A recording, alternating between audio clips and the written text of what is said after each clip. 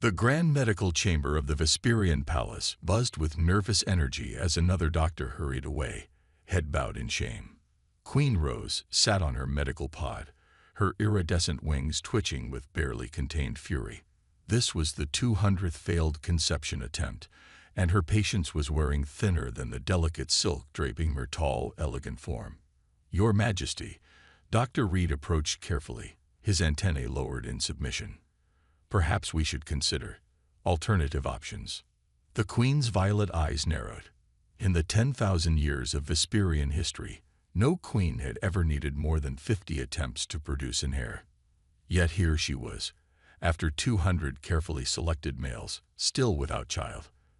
The kingdom whispered behind their hands, and she knew it. "What do you mean by alternative options, Doctor?" Her voice carried the weight of authority, even as her inner chambers remained private enough for honest discussion.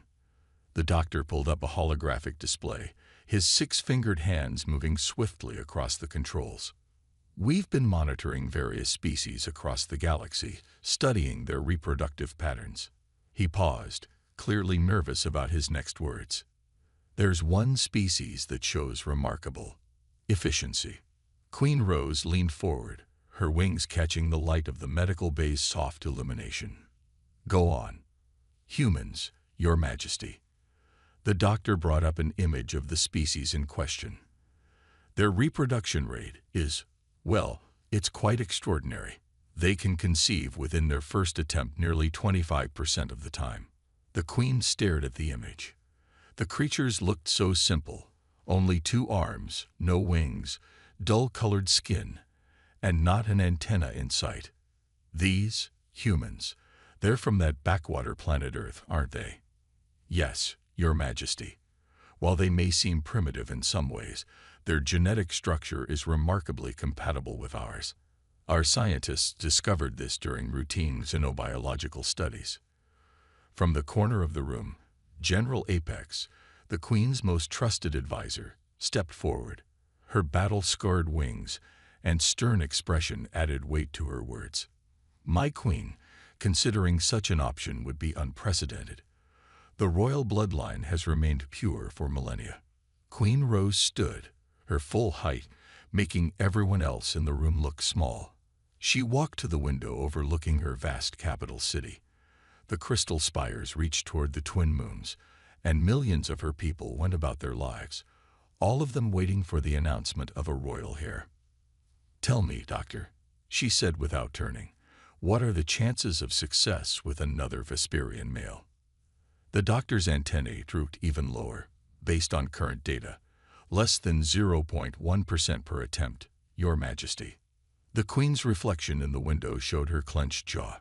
200 failed attempts, 200 ceremonies, 200 disappointments, 200 whispers in the court about her fitness to rule. Something had to change. And with a human.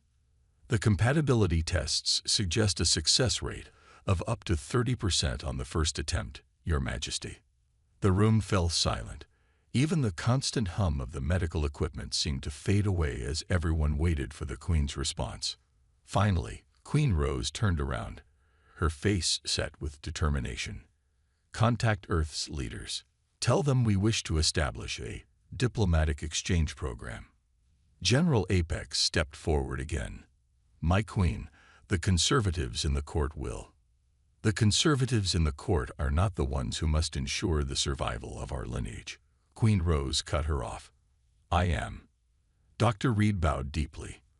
"I'll prepare the necessary documents right away, Your Majesty." As her staff hurried to carry out her orders, Queen Rose returned to the window. Somewhere on that primitive planet Earth was the solution to her problem. She didn't like it. In fact, the thought of mating with a human made her antennae curl. But she was queen. Sometimes being queen meant making difficult choices. "And Doctor," she called out just as he reached the door, "make sure they send their best specimen. If I must do this, I will not settle for anything less than perfect."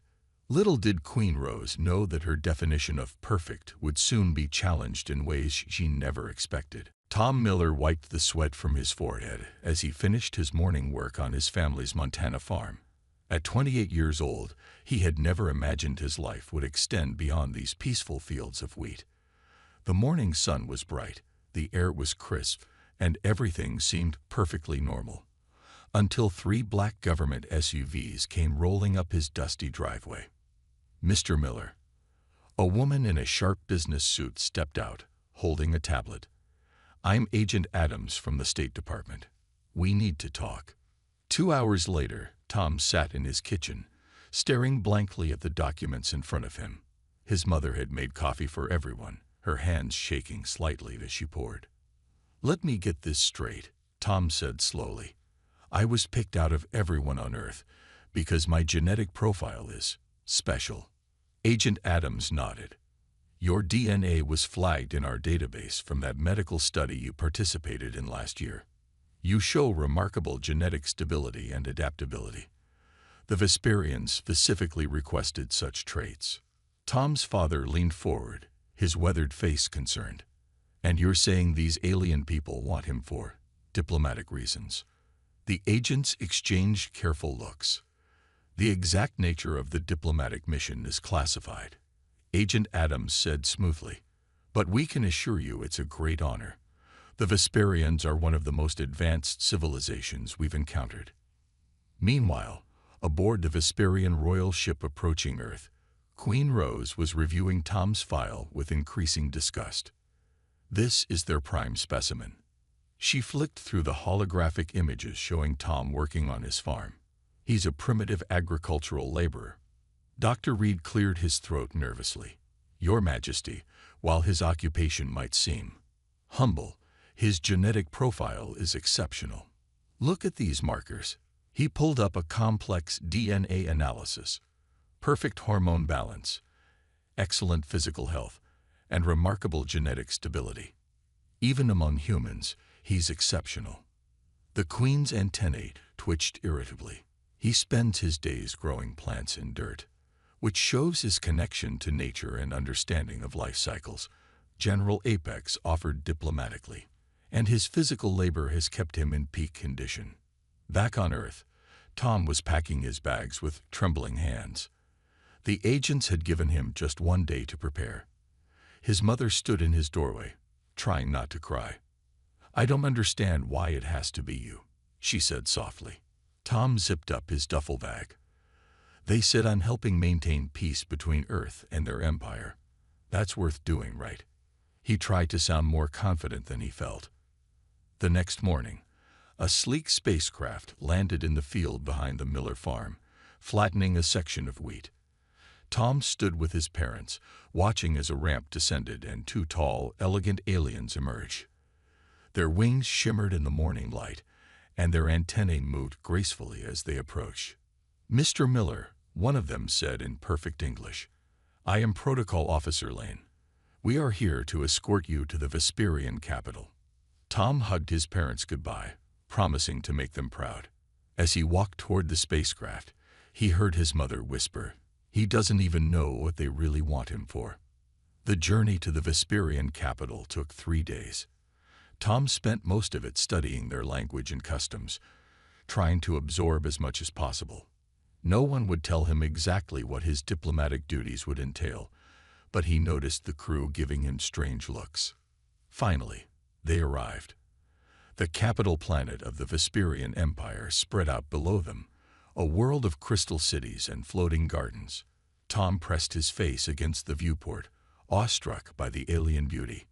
Protocol Officer Lane appeared beside him. "We will be landing at the royal palace shortly. The Queen awaits." "The Queen?" Tom turned, surprised. No one said anything about meeting the Queen. Lane's antennae twitched in what might have been amusement. "Oh yes, Mr. Miller. You'll be spending quite a lot of time with Her Majesty. More than you might expect." As the ship descended toward the crystal spires of the royal palace, Tom had no idea he was about to become the most important human in the galaxy, for reasons he couldn't possibly imagine. Tom's first steps into the Vesperian royal palace were a disaster. He accidentally bowed when he should have knelt, walked when he should have waited, and spoke when he should have remained silent. Protocol Officer Lane's antennae were twitching so violently they looked like they might fall off. Mr. Miller, Lane hissed after Tom's fifth mistake in as many minutes. You must wait for the Queen's antennae to dip before speaking.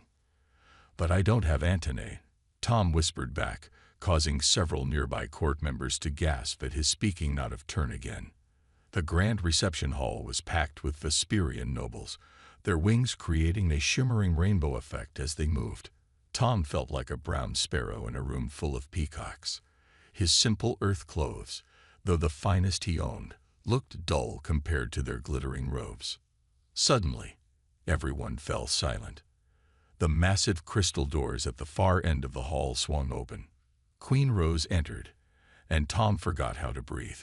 She was tall, nearly 7 feet, with wings that seemed to capture and release light with every movement. Her violet eyes swept the room, and her antennae moved with graceful purpose. She was both beautiful and terrifying. Then she saw Tom, and her face did something complicated. "This is the human?" she asked, her voice carrying across the hall. "He's so plain." Tom, not understanding the Vesperian language yet, smiled politely. This apparently was another mistake, as several nobles covered their faces with their wings in shock. "Your Majesty," Tom said in carefully practiced Vesperian, mangling the pronunciation terribly, "I bring greetings from Earth."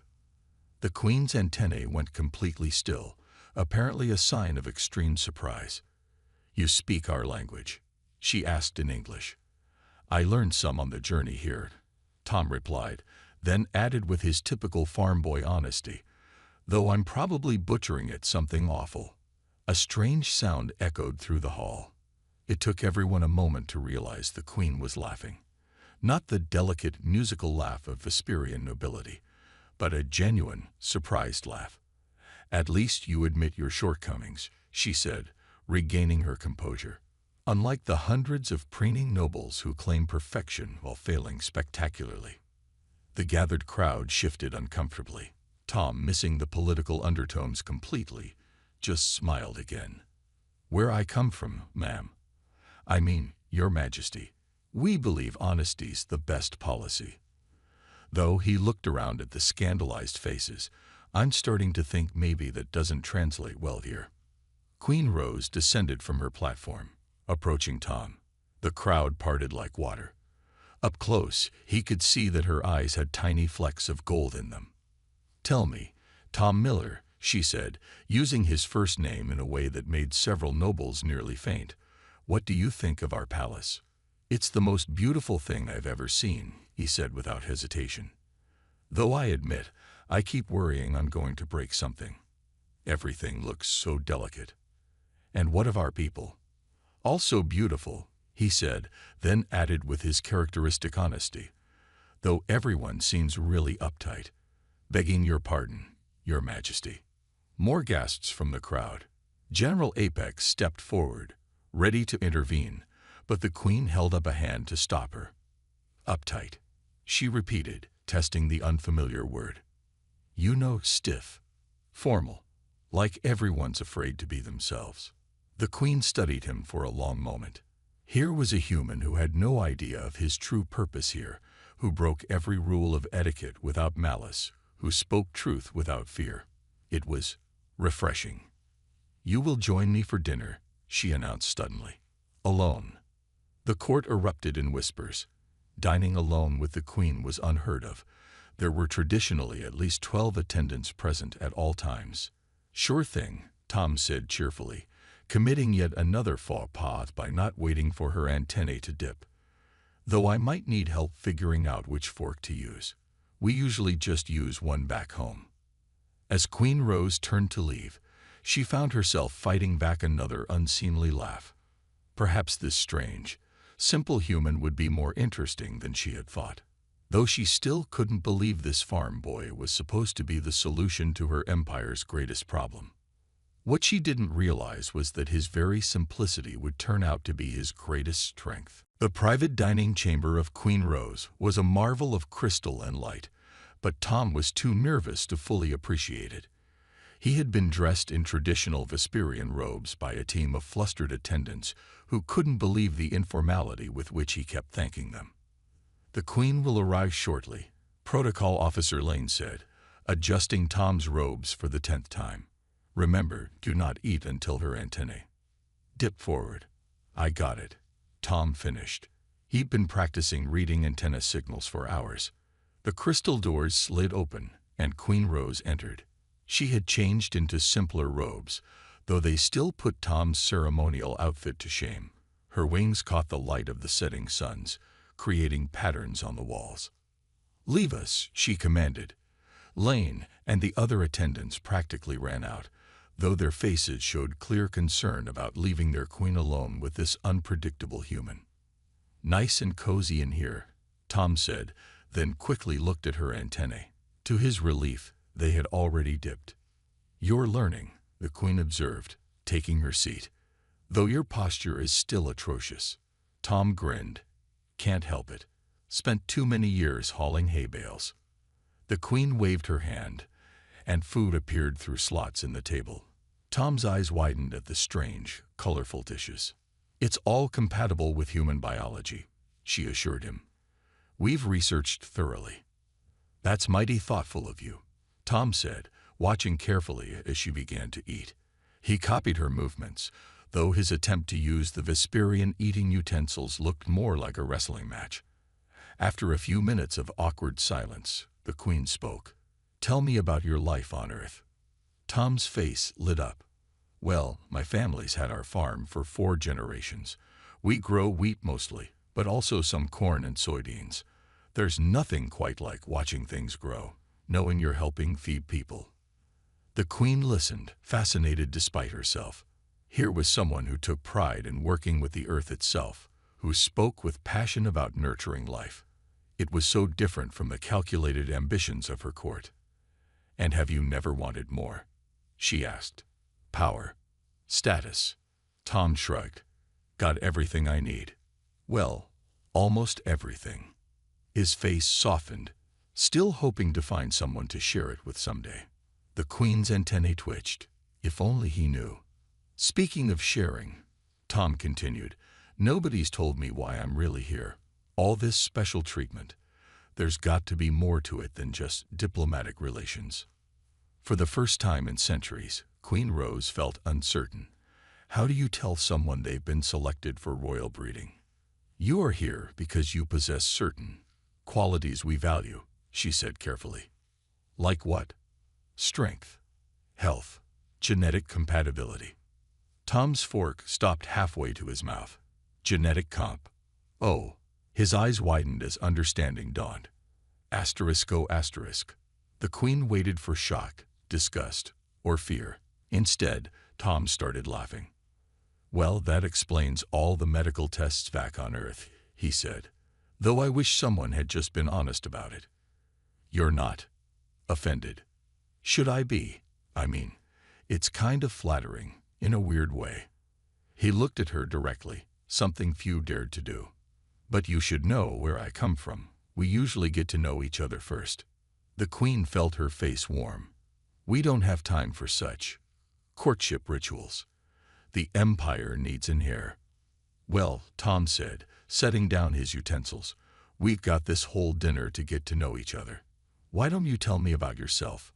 Not the Queen stuff, the real you." And somehow, against all protocol and tradition, she did. They talked for hours. She told him about the pressure of ruling, the loneliness of power, the fear of failing her people. He listened without judgment, offering simple but surprisingly wise observations. When dinner ended, she found herself reluctant to see him go. "The ceremony will be tomorrow," she announced. "There are many rituals to prepare. Or," Tom said with that disarming honesty, "we could skip all that and just see if we fit together naturally." The Queen's antennae shot straight up in shock. But as she looked at his kind, open face, she made a decision that would scandalize her entire empire. She reached for his hand. 3 days after what the palace staff now whispered about as the Night of Broken Protocol, Queen Rose sat in her medical chamber, wings twitching nervously as Dr. Reed ran the scanner over her abdomen for the 4th time. "This is impossible," he muttered, his antennae practically tied in knots. Simply impossible. What is impossible? The Queen demanded. Speak plainly, Doctor. The medical officer turned the holographic display so she could see it. A small cluster of cells pulsed with life, already showing signs of both human and Vesperian DNA perfectly merged. You're pregnant, Your Majesty. First try. The Queen's wings spread wide in shock, knocking over several medical instruments. What? The news spread through the palace faster than light speed. Within hours, the entire royal council had assembled in the emergency chamber. Tom, still clueless about the magnitude of what had happened, was busy in the palace gardens, teaching some fascinated young Vesperians about Earth-style plant cultivation. This is unprecedented, High Counselor Mint declared, her wings practically vibrating with agitation. 200 noble Vesperian males failed, yet this farmer succeeds immediately. General Apex stood at attention, trying to hide her own amazement. The medical scans confirm it. The embryo is healthy, showing strong signs of hybrid vigor. Queen Rose sat on her throne, one hand unconsciously resting on her abdomen. She should have been thrilled. This was what she wanted, what her empire needed. Instead, she felt a strange mix of anger and awe. "Bring me the human," she commanded. Tom was escorted in, still wearing the simple work clothes he'd insisted on keeping. He had dirt on his hands from the garden, and he was grinning until he saw all the serious faces. "Did I do something wrong?" he asked, looking around nervously. The Queen's voice could have frozen fire. "You impregnated me." Tom's face went through several expressions at once. What? Already? But it's only been 3 days." "Exactly." Queen Rose stood, her wings flaring impressively. "Do you have any idea what this means? Generations of careful Vesperian breeding protocols, centuries of genetic selection. And you just waltz in and succeed on the first try." Sorry," Tom offered, genuinely confused about whether this was good news or bad news. Dr. Reed stepped forward with another holographic display. "The hybrid embryo is showing remarkable stability. The human genetic material has somehow perfectly complemented Your Majesty's royal bloodline. It's as if..." "As if what?" the Queen demanded. "As if humans were the missing piece we've been looking for all along." The council chamber erupted in chaos. Some members were calling for immediate genetic studies of other humans. Others were demanding the pregnancy be terminated to preserve royal purity. A few were already drafting new laws about human-Vesperian relations. Through it all, Tom stood quietly, watching Queen Rose. Despite her outward anger, he noticed something else in her expression. Fear, maybe, or excitement. "Your Majesty," he said softly, ignoring all protocol and walking straight up to her throne. The council fell silent in shock at his boldness. "Are you happy about this?" The Queen stared at him. Such a simple question, yet no one had thought to ask it. I don't know," she admitted, her voice equally soft. "This changes everything." "Where I come from," Tom said, still ignoring the horrified looks from the council members. "We have a saying. Sometimes the best things in life are unexpected." Something in the Queen's expression shifted. She looked at this simple human farmer who had accomplished what hundreds of noble males could not, who spoke to her like a person rather than a queen, who had given her empire a future in the most unexpected way. "Leave us," she commanded the council. "All of you." As the council members filed out, still buzzing with shocked discussions, Queen Rose found herself face to face with the father of her future child, the human who had turned her world upside down without even trying. "We need to talk," she said. "About everything." Tom smiled that disarming smile of his. "Yes, Your Majesty, we sure do." And somewhere deep inside her, the tiny hybrid embryo continued to grow, living proof that sometimes the best solutions come from the most unlikely places. The great debate hall of the Vesperian palace had never seen such chaos.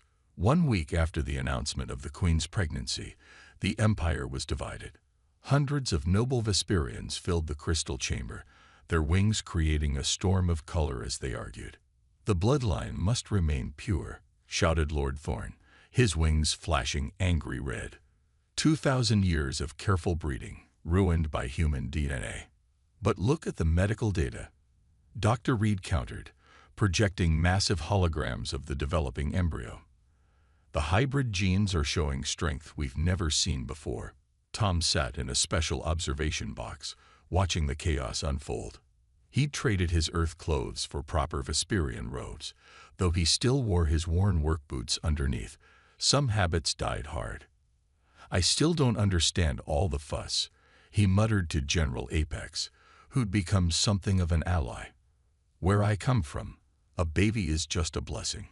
The general's antennae twitched sympathetically. "Where you come from, the baby doesn't determine the future of an entire empire." Below them, Queen Rose sat on her throne, listening to both sides. Her hand rested protectively over her abdomen, where her child, their child, grew stronger each day. "The ancient laws are clear," Lord Thorne continued. "Any royal pregnancy of questionable heritage must be terminated for the good of the empire." Tom stood up so fast he knocked over his chair. "Like hell it will." The entire hall fell silent. Even the Queen looked up in surprise. No one had ever heard Tom raise his voice before. "Mr. Miller," Lord Thorne sneered, "you have no standing here." "I may not know your fancy laws," Tom interrupted, his farmer's hands gripping the balcony rail, "but I know right from wrong. That's my child too, and where I come from, we protect our families." The Queen's antennae quivered. Something about seeing this usually gentle human standing fierce in defense of their unborn child stirred something in her. "Lord Thorne," she said, her voice cutting through the murmurs, "are you suggesting that I, your queen, have made a mistake?" The noble's wings drooped. "No, your majesty, but are you suggesting that I would choose anything less than the best for my empire?"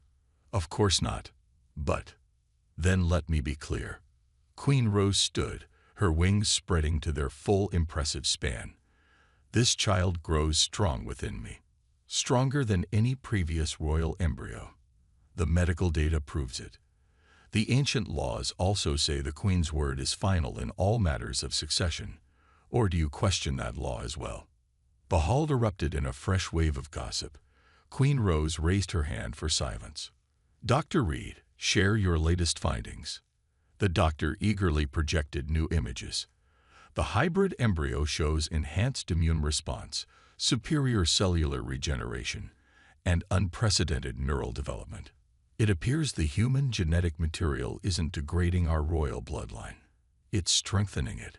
"Evolution," Tom said suddenly, making everyone turn to him. "Back home, we learned that sometimes different breeds create stronger offspring. We see it in plants all the time. Hybrid vigor, we call it." Dr. Reed's antennae perked up. "Yes, exactly. The human genetic diversity is providing exactly what our over-selected bloodline needed." The mood in the hall began to shift. Several nobles who had been opposed now looked thoughtful. Even Lord Thorne seemed less certain. Queen Rose seized the moment. "I propose a vote. Who stands with their queen and the future of our empire?" One by one, wings began to rise in the traditional gesture of support. Not everyone. Lord Thorne and his closest allies remained opposed, but enough. "The motion carries," General Apex announced formally. "The pregnancy will continue, with the full support of the Royal Council." That evening, Tom found Queen Rose alone in her private garden. She was watching the twin moons rise, their light making her wings shimmer. "Thank you," she said without turning, "for defending our child." Tom moved to stand beside her. "I meant what I said. Where I come from, family comes first." She turned to look at him, seeing not the simple farmer she'd first met, but a man who'd fight for what he believed in. A man who'd help her change an empire. "Where you come from," she said softly, "seems to have quite a bit of wisdom." Together, they watched the moons rise over a kingdom on the brink of historic change. The royal birthing chamber glowed with soft purple light as Queen Rose's time approached. 6 months had passed. the standard gestation period for Vesperians, though no one knew if the hybrid child would follow those rules. Tom paced outside, his worn boots marking a path in the crystal floor. "Will you please sit down?" General Apex said, her antennae twitching with amusement. "You're making everyone nervous." "Can't help it," Tom replied, running a hand through his hair. "Where I come from, fathers are usually allowed in the birthing room." Inside, Queen Rose's wings suddenly flared with a bright pulse of light, the signal that the birth was imminent. Tom stopped pacing. Every Vesperian in the palace felt their antennae tingling with anticipation. Dr. Reed burst through the doors, his wings practically vibrating with excitement. "Mr. Miller, Your Majesty requests your presence." The conservatives had fought against this too, but Queen Rose had been adamant. If human genetics helped create this child, then human birthing customs would be honored too. Tom nearly tripped over his robes in his rush to enter. Queen Rose lay on the birthing pod, her wings creating a gentle glow. When she saw Tom, she reached for his hand. "I thought you'd want to meet your daughter," she said softly. There, cradled in a nest of soft light, was their child. She was perfect.